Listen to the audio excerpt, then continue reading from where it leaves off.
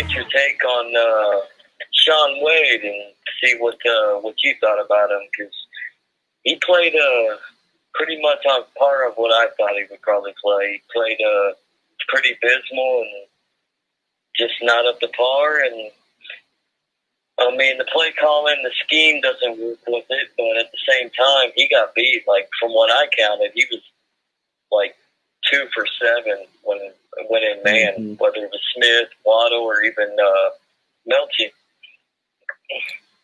Yeah, so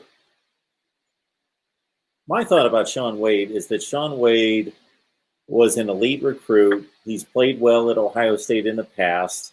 He was playing with guys in the secondary who were elite in his first couple of years, and he could take a lesser role. He played the slot, as has been well publicized, played the slot and played that type of player and excelled. In his stock was high through his first couple seasons.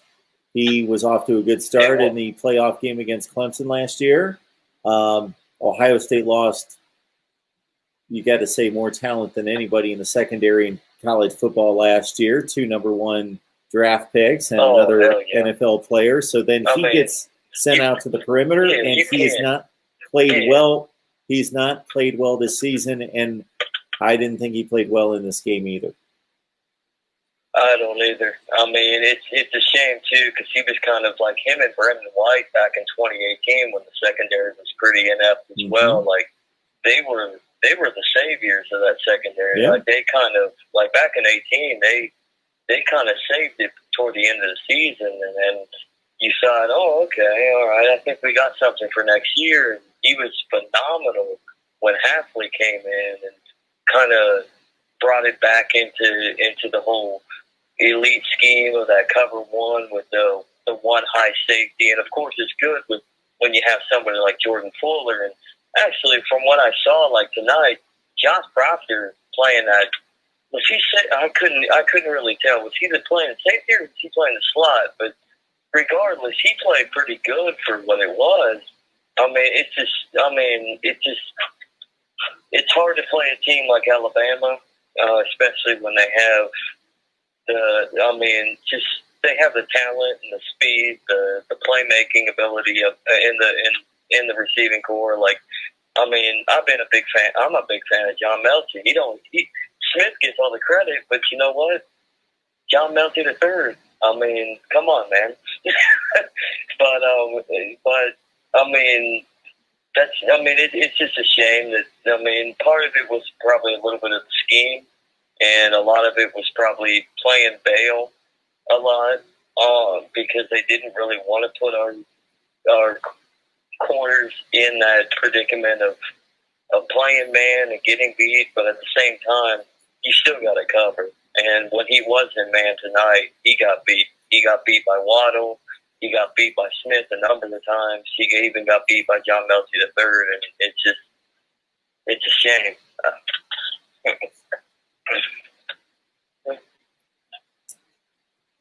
Yeah, the Alabama offense is maybe the best we've ever seen. Maybe the best. It might be. I mean, I'd like to get your thoughts on, like, what did you think of the playmaking for the Buckeyes? I mean, obviously, they got outcoached, especially offensively, by Alabama.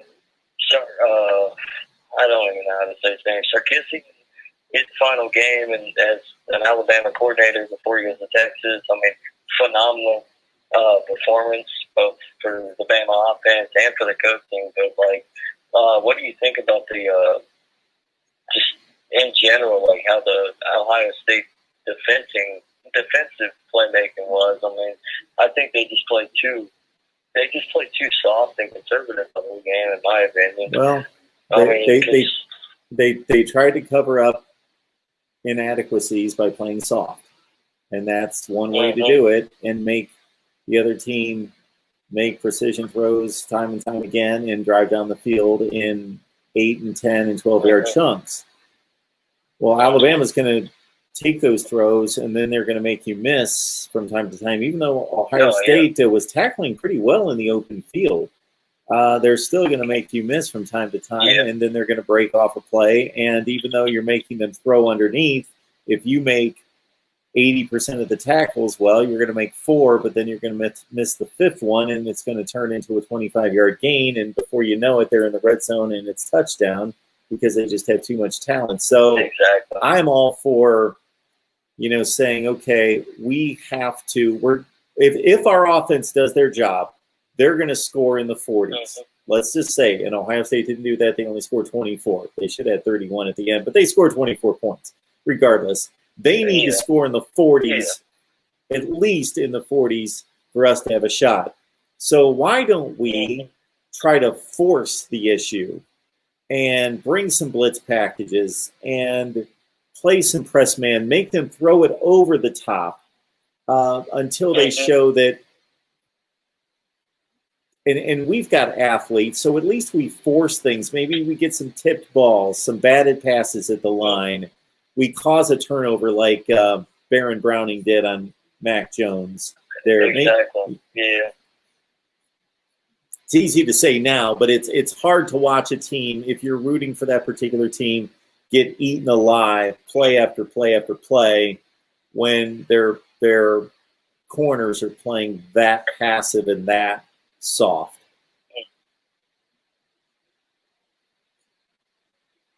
Yeah, that's the concern for me. Especially with Kerry Coombs he's a cornerbacks coach, co-defensive coordinator, and his first time at Ohio State, he's a press man guy, and they just didn't play. They didn't play press when they needed, and then when they shouldn't have played press, that's when they probably should have maybe played a little soft. But it was just Alabama